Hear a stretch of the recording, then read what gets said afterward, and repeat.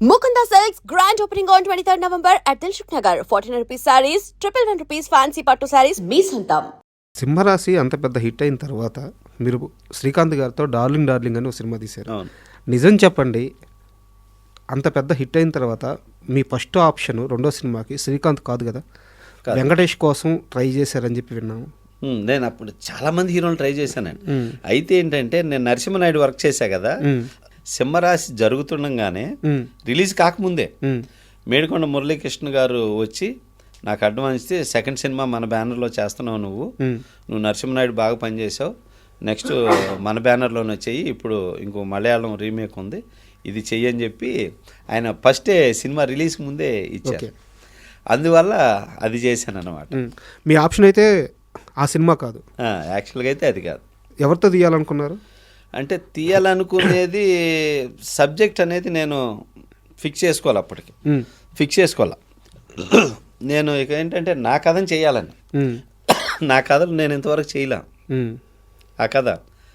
So అట్లాగా అనుకున్న టైంలో అప్పుడు సింహరాశి రిలీజ్ హిట్ అయినాక బాలయ్య బాబు ఫోన్ చేసి, సముద్రం మనం చేద్దామమ్మా, ఇట్లా బెల్లంకొండ సురేష్ ప్రొడ్యూసరు, వినాయక్ అని కథ చెప్తాడు అబ్బాయి, ఇది ఒకసారి విని నీ ఒపీనియన్ చెప్తే నేను నా ఒపీనియన్ చెప్తా అన్నారు. చెన్నకేశ్వరరెడ్డి అప్పుడు మీకు ఒక మాట ఇచ్చున్నారు కాబట్టి అది గుర్తుపెట్టుకుని ఆయనే చేశాడు. వావ్, బాలయ్య బాబు ఆయనే చేశాడు.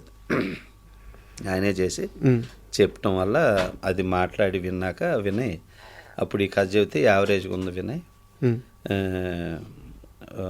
అనగానే, అయితే ఈ కథ చెబుతావు విని భయ్య అని చెప్పేసి ఆది చెప్పాడు, ఇది అదిరిపోయింది వినయ్ కదా, ఇది గ్యారెంటీ ఇట్టు అని చెప్పాను వినయ్కి. అదే దీనిలో చిన్న చిన్న ఇవి ఉన్నాయి, అవి కరెక్ట్ చేసుకోవాలి అని చెప్పాను అన్నమాట. అట్లా ఇక తర్వాత వాళ్ళ డిస్కషన్లు అవి జరిగి ఇక డైరెక్టర్ని మాట వింటలేదు అనే డిస్కషన్ జరిగి ఇక ఎందుకు క్లాసులు వద్దు తర్వాత చేసుకుందామని వదిలేసేసుకున్నాను. సార్, ఆది సినిమా కథ మీరు ముందే విన్నారు. జూనియర్ ఎన్టీఆర్ అనే ఒక కొత్త కుర్రాడితో అంత పెద్ద హెవీ సబ్జెక్టు సినిమా తీస్తున్నారని మీకు తెలిసింది. అవును. సినిమా రిలీజ్ అయిన తరువాత ఈ కుర్రాడు ఈ కథకి న్యాయం చేశాడు అని అనిపించిందా? మీకు ఎలా అనిపించింది? లేదండి, అంటే జూనియర్ని నేను అప్పటికే చూసున్నా, కాకపోతే వినయ్లో ఆ భయం ఉండేది, భయ్యా ఇంత పెద్ద సీన్ చేతనని హిడిపోయినా అని చెప్పేసి. సో లేదు వినయ్, బ్రహ్మాండం, అవన్నీ నువ్వు చాలా చక్కగా ఫ్రేమ్ చేసుకెళ్ళావు, అంతా డెఫినెట్గా చాలా పెద్ద హిట్ అయింది అని చెప్పాను నేను వినయ్కి. ముందైతే ఆ భయం ఉండింది వినయ్లో, అంటే చాలా హెవీ సీన్ చేస్తున్నాను ఎన్టీఆర్ మీద అనే చిన్న భయం అయితే వినయ్లో ఉంది. నా దగ్గర చెప్పాడు అప్పుడు. కానీ అసలు భయపడాల్సిన పని లేదు వినయ్, అద్భుతంగా ఉంది, ఇంటర్వెల్ ఎపిసోడ్ మామూలుగా లేదని చెప్పాను. ఆ సుమోలు లేపేవి అన్నీ సూపర్గా ఉన్నాయని. ఇక ఆ తర్వాత చూశాక ఎక్సలెంట్గా ఉంది వినయ్, సూపర్ మేకింగ్ చేసామని చెప్పాను. ఆది సినిమా అంత పెద్ద సక్సెస్ అవ్వడం వల్లే కదా మీకు చెన్నకేశ్వరరెడ్డి చేజారింది. అంటే వాళ్ళు ఇక అలా నమ్ముకున్నారు ఫ్యాక్షనిజం అని. బాలకృష్ణ గారు ఏంటంటే ఆయన స్వతహాగా మెసేజ్లు సినిమాలు చేయడానికి ఇష్టపడ్డాడు. ఆయన ఏంటంటే జనానికి మనం మెసేజ్ చెప్పేది ఏంటి అంటాడు, నేనేంటంటే మెసేజ్ స్క్రిప్ట్లు చెప్పేవాడిని. సో మళ్ళీ అప్పటికే బాలకృష్ణ గారు నరసింహనాయుడు ఫ్యాక్షనిజం, మళ్ళీ సింహసింహం ఫ్యాక్షనిజం, మళ్ళీ చెన్నకేశ్వరరెడ్డి ఫ్యాక్షనిజం. ఇలా వద్దండి, మనం వేరే, మీరు ఇంతవరకు మిలిటరీ చేయలేదు, అలాంటివి చేద్దాం, మిమ్మల్ని కొంచెం నేను వేరేగా ఒక డైరెక్టర్కి ఒకటి ఉంటుంది, అలాగే అమ్మా చేద్దాం అని చెప్పి ఆయన డైరెక్టర్కి ఇంపార్టెన్స్ ఇస్తాడు. కథ విని ఫైనల్ చేసే వరకు బాగా నానుస్తాడు. విని ఓకే చేశాక ఇక మళ్ళీ ఆయన డైరెక్టర్ మీద నమ్మి వదిలేస్తాడు బాలయ్య గారు. అట్లాగా కథ సరే నీ అభిప్రాయం ఓకే అని అప్పుడు నాకు కె విశ్వనాథ్ గారు చేత చెప్పించారు కథ. నాకు నచ్చలా, అంటే రామారావు గారు మాధవ్యం లాంటి కథ చెప్పించారు. అంటే విలన్ చంపినా కానీ వాళ్ళు చేంజ్ చేస్తాడు హీరో, బాలయ్యని అలా చేతి ఒప్పుకోరు అని చెప్పేసి వద్దు బాబు అన్న. అట్లాగా పి వాసు గారు చేత చెప్పించారు, జనార్దన్ మహర్షి చేత చెప్పించారు, ఇట్లా చెప్పించారు. ఏవి ఓకే చేయలే. ఫైనల్గా ఒక స్క్రిప్టు ఇంగ్లీష్ మాస్టర్ అని ఆయన దగ్గర విని ఆ కథను ఓకే చేసి ఆ కథని ఓపెనింగ్ చేసాం అనమాట బాలయ్యతో. అవును, అప్పట్లో ఒక సినిమా ఓపెనింగ్ చేసాం. ఓపెనింగ్ జరిగింది. ఆ ఓపెనింగ్ జరిగిన రోజే నాకు ఈ సినిమా జరిగింది, ఇది ఆగిపోద్ది అనిపించింది. ఎలా? కొబ్బరికాయ కొట్టిన వెంటనే. ఎలా? కొబ్బరికాయ చంద్రబాబు నాయుడు గారు, దేవేంద్ర గౌడు, నాగేశ్వరరావు గారు రామకృష్ణ స్టూడియోలో ఓపెనింగ్ జరిగింది. కొబ్బరికాయ కొట్టాను. కొట్టంగానే కుళ్ళిపోయింది కొబ్బరికాయ వాసన. అబ్బా ఏంటి అప్సెకను అనుకున్నా. సరే ఓకే, ఎనీహో గాడ్ డెసిషన్, అది మన నిర్ణయం కాదు, భగవంతుడి నిర్ణయం, తీసేయని చెప్పేసి అది జరిగిన తర్వాత ఇక ఇది జరిగిపోయింది.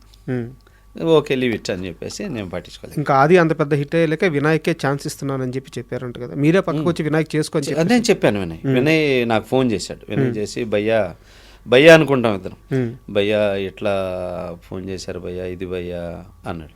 వినయ్ నువ్వు కాబట్టి ఇంకోళ్ళు చేస్తారు, అది నువ్వే ఎందుకు చేయకూడదు, నువ్వే చేయి, గొప్ప సక్సెస్ ఇచ్చావు, హ్యాపీగా నువ్వే చేయి వినయ్, నేను అట్లా ఫీలింగ్ ఏమి నాకు లేవు, నేను అలాంటి వాడిని కాదు, ప్రతి వాళ్ళు ఎదగాలి, ప్రతి వాళ్ళు బాగుండాలనుకుంటాను, సో నేను హార్ట్ఫుల్గా చెప్తున్నా వినయ్, నువ్వు చేయి వినయ్ అని చెప్పి. థ్యాంక్ యూ భయ్యా, వచ్చాక కలుస్తాను. అప్పుడే మ్యారేజ్ చేసుకున్నాడు వినయ్. మ్యారేజ్ చేసుకొని రాగానే కలిసి సారీ భయ్యా ఇలా జరిగినందుకని.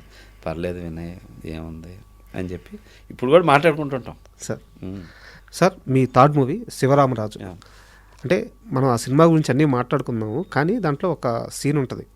ఆ రచ్చబండ మీద హరికృష్ణ గారు వెళ్ళి అలా కూర్చొని ఫస్ట్ ఆయన క్యారెక్టర్ ఓపెన్ అవ్వగానే ఒక తీర్పు చెప్పే సీన్. అయితే నాకు బాగా షాక్ అనిపించిన విషయం ఏంటంటే, రెండు పెద్ద పెద్ద ఏనుగులు జస్ట్ ఒక 2-3 అడుగుల దూరంలో ఉంటాయి. ఇటు ఒక ఏనుగు, అటు ఒక ఏనుగు, 2 ఏనుగులు పక్క పక్కన ఉంటాయి. ఆయన అలాగే కూర్చొని సీన్ కూడా చాలాసేపు ఉంటుంది. అదేం సీజీ కాదు, రియల్గా ఏనుగులే.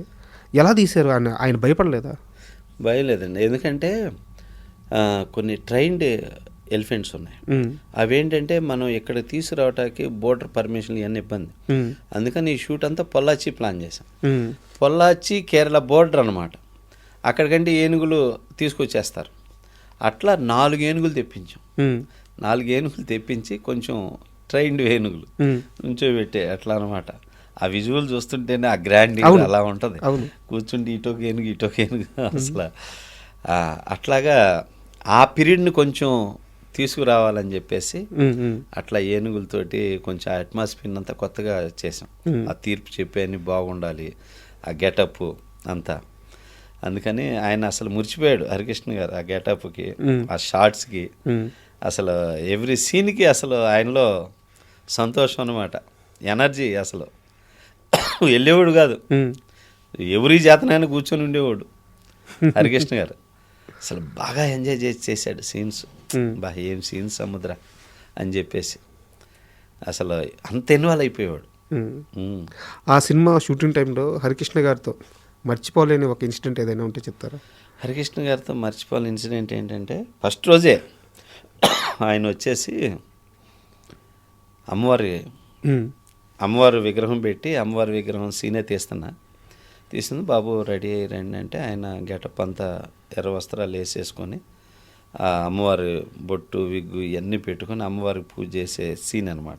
దిన్నకు అనే సాంగ్ బిఫోర్ ఆయన వచ్చారు. సముద్రం ఒకసారి అమ్మ గెటప్ అంతా చూసుకో, ఇంకేమైనా కరెక్షన్స్ ఉన్నాయా అని చెప్పి చూశాను. ఓకే బాబు, కరెక్షన్ అంతా ఏం లేదు, బ్రహ్మాండంగా ఉంది, ఓకే ప్రొసీడ్ అవ్వం అని చెప్పేసి నేను షార్ట్ పెట్టి కెమెరా ముందుకు వెళ్ళంగానే ఒక పెద్ద అరుపు, ఏయ్ అని చెప్పేసి. ఇదేంద్రాబాయ్ ఇంత పెద్ద అరుపు ఎవరు అరిసారు? ఈ జనాలు 500 మంది జూనియర్స్ అనేసరికి చూసేసరికి ఒక ఆవిడకి అమ్మవారు వచ్చేసింది. ఓకే, అమ్మవారు వచ్చేసి వాళ్ళు తమిళాళ్ళు, తెలుగు రాదు. ఆవిడ తెలుగులో మాట్లాడుతుంది. ఎరా నా వస్త్రాలు ధరించి నాకు పూజ చేయకుండా నువ్వెలా చేస్తావు, వెలిగించు ఆరదే అని చెప్పేసి ఇట్లా చెయ్యి చేసేసరికి ఇంత కర్పూరం అండి చేతులు వెలిగించారు. చేతులు పెట్టి వెలిగించారు. వెలిగించేసరికి ఇది ఉంది కదా, అలా అనేసరికి ఆ ఇంత లావు నిప్పు నోట్లో వేసేసుకుని నవిలేసిందండి. నవిలేసింది. షాక్. మేము జనరల్గానే కాలిపోద్ది కదా సార్, అంతే కదా, అటువంటిది వేసేసి ఇట్లా అనేసరికి నోట్లో పడి నవిలేసింది. ఈలోపు హరికృష్ణ గారి నిమ్మకాయ అండి అమ్మవారు వచ్చింది. ఆయనకి తెలుసు, ఆరు పినగానే సముద్ర అమ్మవారు వచ్చింది అన్నాడు. అనేసాడు ఆయన వెంటనే అనేసాడు.